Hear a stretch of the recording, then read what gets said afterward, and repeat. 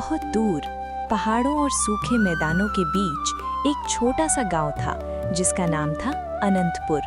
गांव का नाम तो अनंत था, पर लोगों की सोच बहुत सीमित थी।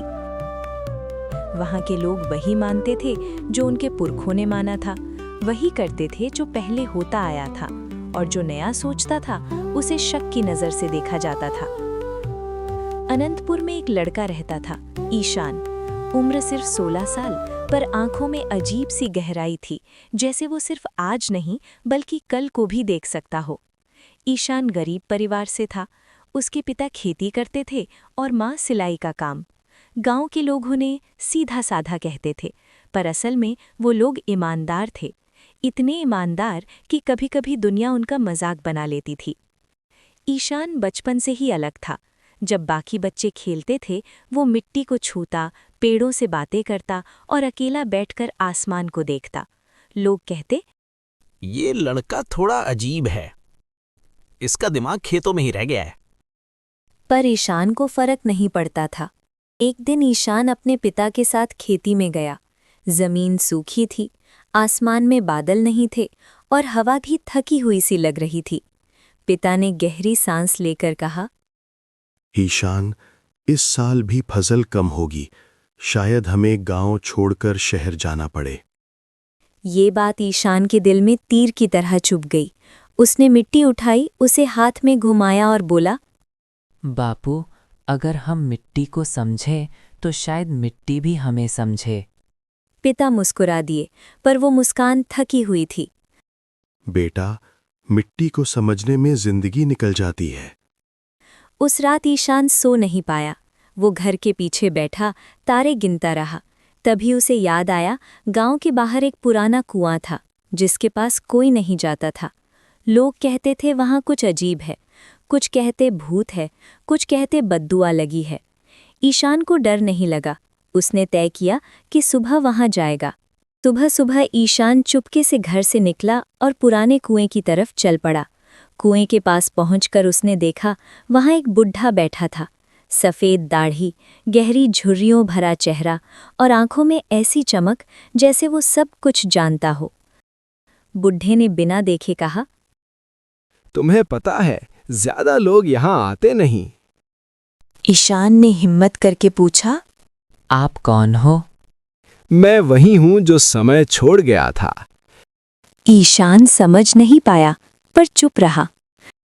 बुढ़े ने मिट्टी की तरफ इशारा करके कहा, इस जमीन में एक बीज है जो सिर्फ वहीं उगता है जो लाभ के लिए नहीं, भविष्य के लिए बोया जाता है। ईशान ने हैरानी से पूछा, कैसा बीज? बुढ़े ने अपनी जेब से एक छोटा सा बीज निकाला, बिल्कुल काला पर चमकदार। बुढ़े ने बीज ईशान के हाथ में रख दिया। इसे उगाने के लिए पानी नहीं, नियत चाहिए। और जब ये उगता है तो सिर्फ फसल नहीं देता, सोच बदल देता है। याद रखना, जो तुरंत फल चाहता है वो इस बीज को बर्बाद कर देता है। अगली पल जब ईशान ने पलटकर देखा, बुढ़ा वहां नहीं था। ईशान ने वो बीज अपनी जेब में रखा और घर लौट आया। उसने किसी को कुछ नहीं बताया। दिन गुजरते गए, गांव की स्थिति और खराब होती गई। लोग शहर जाने लगे, खेती बेकार होती जा रही थी। एक दिन ईशान ने तय किया, वो बीज बोएगा। उसने गांव की सबसे बेकार पथरीली जमीन चुनी। लोग हंसने लगे। पागल है क्या? इस जमीन पर कुछ नहीं उगता। पर ईशान चुपचाप काम करता रहा। उसने बीज बोया, रोज उस जमीन पर बैठता, बातें करता, अपने सपने सुनाता। कोई पानी नहीं, कोई खाद नहीं, सिर्फ समर्पण। महीने बीत गए, कुछ नहीं हुआ। लोगों का मजाक और तेज हो गया। उसके पिता भी एक दिन बोल पड़े, बेटा, कब तक सपनों के पीछे भागेगा? सच का सामना कर। ईशान ने सिर्फ इतना कहा, बापू, सच वही होता है जो हम बनाते हैं। एक सुबह ईशान ने देखा, उस पथरीली जमीन पर एक छोटा सा हरा अंकुर निकला था। सिर्फ एक, पर वो जिद्दी था। धीरे धीरे वो पेड़ बना, ऐसा पेड़ जो गांव में पहले कभी नहीं देखा गया था। उसकी पत्तियां चमकदार थीं और छाया ठंडी। लोग हैरान रह गए। पेड़ के पास बैठने से लोगों को शांति मिलती थी। बीमार ठीक होने लगे, झगड़े कम होने लगे। लोग पहली बार एक दूसरे की बात सुनने लगे, पर सब खुश नहीं थे। गांव का सबसे अमीर आदमी महेंद्र सेठ को ये सब पसंद नहीं आया। उसने कहा, ये पेड़ हमारे नियम तोड़ रहा है, इसे काट देना चाहिए। उसने लोगों को भड़काया। कल ये पेड़ है, कल तुम्हारी जमीन भी ले लेगा। लोग डर गए। एक रात महेंद्र सेठ अपने आदमियों के साथ पेड़ काटने आया। ईशान वहां पहले से खड़ा था। हट जा लड़के, ये पेड़ गांव के लिए खतरा है। ईशान ने शांत आवाज में कहा, खतरा पेड़ नहीं, हमारा डर है। बहुत बोलता है। उसने कुल्हाड़ी उठाई। तब पेड़ से एक तेज हवा चली। पेड़ नहीं बोला, पर लोगों के मन बोलने लगे। उन्हें अपनी गलतियां याद आने लगीं। लालच, झूठ, धोखा। महेंद्र सेठ के हाथ से कुल्हाड़ी गिर गई। वो घुटनों पर बैठ गया और रोया।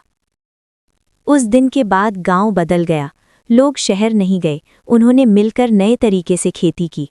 पेड़ सिर्फ छाया नहीं, सीख देता था कि सब कुछ तुरंत नहीं मिलता, और जो चीज़ भविष्य के लिए होती है वो सबसे पहले इम्तिहान लेती है। ईशान कभी नेता नहीं बना, न राजा। वो सिर्फ बीज बोए गया, सोच के, समय के, इंसानियत के। और बूढ़ा? लोग कहते हैं जब भी कोई बिना लाभ के कुछ अच्छा करता है, वो बूढ़ा कहीं न कहीं मुस्कुरा रहा होता है। जो इंसान सिर्फ आज के फायदे के लिए जीता है, वो कल खो देता है। और जो कल के लिए बीज बोया है, उसे इंतजार करना आना चाहिए। सच्चा बदलाव शोर से नहीं, सब्र से आता है। Subscribe to my YouTube channel and press the bell icon for new video.